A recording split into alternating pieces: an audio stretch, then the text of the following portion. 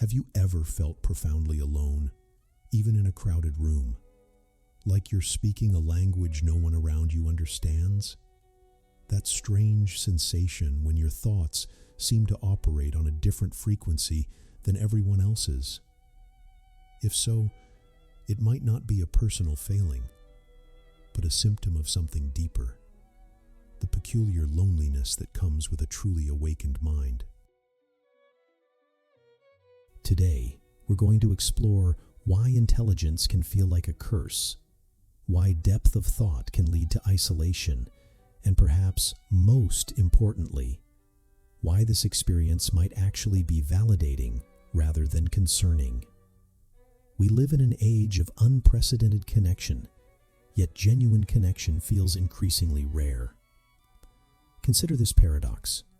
Never before have humans had such abundant opportunities for interaction, yet studies show loneliness has reached epidemic proportions. The American Psychological Association reports that loneliness carries health risks comparable to smoking 15 cigarettes a day. But this isn't just about standard loneliness. It's about a specific type of isolation that comes with seeing the world differently. Social media promises community, but often delivers only curated illusions and fleeting dopamine hits. You're bombarded with information, entertainment, opinions, but does any of it truly resonate? Does it feed your soul, or just fill the void? This modern paradox creates a unique form of suffering, being surrounded by voices yet finding none that echo your own internal dialogue. And if you're someone who thinks deeply, who questions fundamentals that others take for granted, who sees patterns others miss, this disconnection is amplified tenfold. To understand this disconnection, we need to go back, way back, to our evolutionary origins. Our brains evolved not primarily for truth-seeking, but for social cohesion. Anthropological evidence suggests that for most of human history, being ejected from your social group was essentially a death sentence. This created what psychologists call the tribal brain, neural circuitry that prioritizes belonging over almost everything else. We instinctively seek validation and acceptance from our peers, and in this desire for acceptance lies something called the mirror effect. The mirror effect occurs when we unconsciously adopt the opinions, mannerisms, and values of those around us. It's a phenomenon documented extensively by social psychologists. When someone nods in agreement with you, your brain releases dopamine, a little reward. When you're met with confused stares or rejection, your brain experiences something akin to physical pain. In fact, neuroscientists at UCLA found that social rejection activates many of the same brain regions as physical pain. This is why conformity is so powerful. It's not just social pressure. It's your brain navigating away from pain and toward pleasure.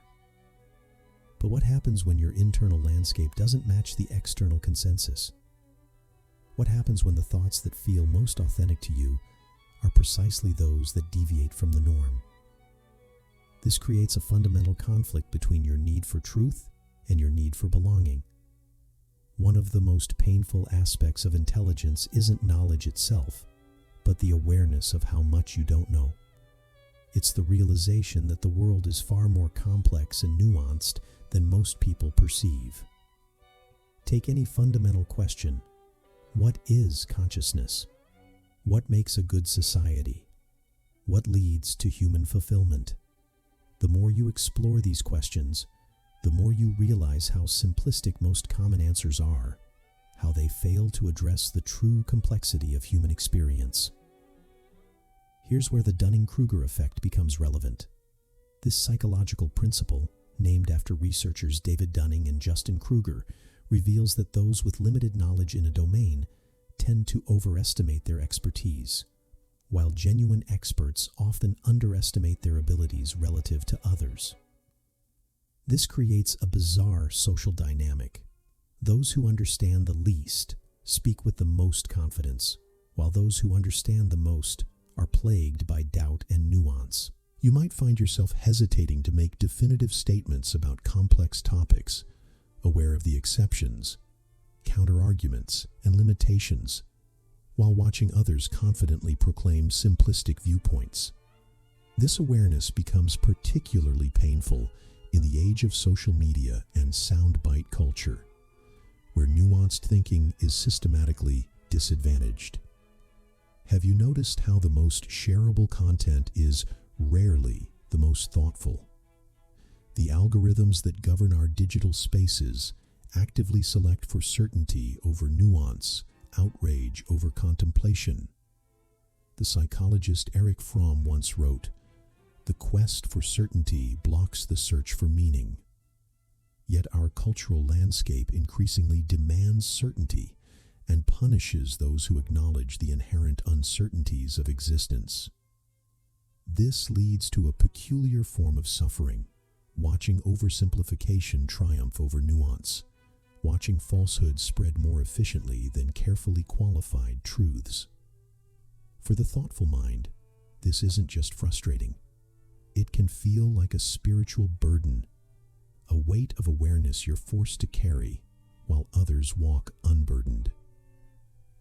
The philosopher Arthur Schopenhauer speaks of the will to truth, an inherent drive in some individuals to understand the world as it truly is, regardless of how unpleasant or uncomfortable that truth may be. It's a concept that anticipated Nietzsche's later explorations of truth-seeking as a fundamental human drive. But here lies another paradox. While we claim to value truth as a society, most people actually prefer comfortable illusions to harsh realities. This isn't a moral failing, it's a psychological adaptation. Comfortable illusions reduce anxiety and provide a sense of security in an uncertain world. Consider how we collectively maintain comforting myths that the world is fundamentally fair, that virtue is always rewarded, that our social systems reliably deliver justice. These beliefs make life more bearable, even when evidence to the contrary surrounds us. When you feel compelled to point out contradictions or question these comforting narratives, your desire for truth is often met not with gratitude, but with resistance. You find yourself accused of being negative, cynical, or simply too serious. This resistance isn't necessarily malicious. People are simply protecting their worldview, their sense of security. But for someone driven by the will to truth, this constant pushback creates a profound sense of alienation. You begin to wonder, is there something wrong with me for seeing what others don't want to see? Plato's allegory of the cave illustrates this perfectly. When the person who has seen the sun returns to tell others living in the darkness of the cave about reality, they're met not with curiosity, but with hostility. The comfort of the familiar shadow world is preferable to the painful brilliance of reality. Now let's examine how modern technology amplifies these dynamics. Social media platforms aren't neutral spaces for human connection. They're engineered environments designed primarily to capture and monetize attention. These systems create what psychologists call preference amplification, the tendency to show you more of what you appear to like and less of what challenges you.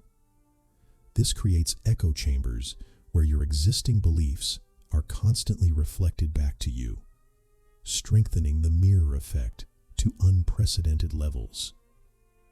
But here's the cruel irony. The more these platforms promise connection, the more they deliver an illusion of it. Studies from the University of Pennsylvania show that limiting social media use actually reduces feelings of loneliness and isolation, despite the supposed connecting function of these platforms. For the thoughtful person, social media presents a particular kind of torment. Express a complex idea and watch it get reduced to its simplest, most controversial elements. Attempt nuance and be met with binary thinking, question a prevailing narrative, and risk social punishment. The mirror effect in digital spaces becomes distorted, not reflecting reality, but a funhouse version of it, one that maximizes engagement at the cost of truth. Your authentic self becomes increasingly distant from your digital representation, creating a form of dissociation that many find profoundly unsettling. This creates what philosopher Byung-Chul Han calls the transparency society, where everything is visible but nothing is truly seen, where information abounds but wisdom is scarce. In such a society, the thoughtful person experiences a unique form of alienation, surrounded by communication but starved for meaningful exchange. So here you are, questioning everything. You see the flaws in systems, the contradictions in arguments, the shallowness in interactions. You notice patterns that others miss and connections that others overlook. And increasingly, you keep these observations to yourself. The psychologist Solomon Asch demonstrated in his famous conformity experiments that most people will deny their own clear perception of reality when faced with group consensus to the contrary. That's how powerful social influence is. It can make you doubt your own eyes, your own mind. You may begin to question your own sanity. Am I seeing problems that aren't really there? Am I overcomplicating things? Am I just being difficult? This self-doubt is the predictable result of the friction between your perception and social feedback. But consider this. Throughout history, the individuals we now celebrate for their vision and insight were often initially dismissed as madmen, troublemakers, or heretics. Socrates was considered dangerous enough to warrant execution. Galileo was forced to recant his scientific findings. Van Gogh sold just one painting during his lifetime. These historical examples aren't meant to flatter you with comparisons to genius, but to demonstrate a pattern. Societies resist perspectives that challenge their fundamental assumptions. The more your vision differs from consensus reality, the more isolation you're likely to experience. The psychiatrist R.D. Laing proposed that what we call madness is often a rational response to an irrational world. He wrote, "Insanity is a perfectly rational adjustment to an insane world." When the prevailing culture has lost its connection to deeper truths, the sane person appears insane by contrast. There's no easy solution to the loneliness of the awakened mind. It's not a problem to be solved, but a condition to be understood. The key is to reframe your perspective on this experience. First, recognize that intellectual and existential loneliness is not a personal failing, but the inevitable consequence of deep thinking in a society that often prioritizes convenience over truth. Your isolation isn't evidence that you're broken. It may be evidence that you're functioning exactly as you should. Second, seek solidarity rather than constant understanding. You don't need everyone to understand your perspective. You need to find the few who share your commitment to depth.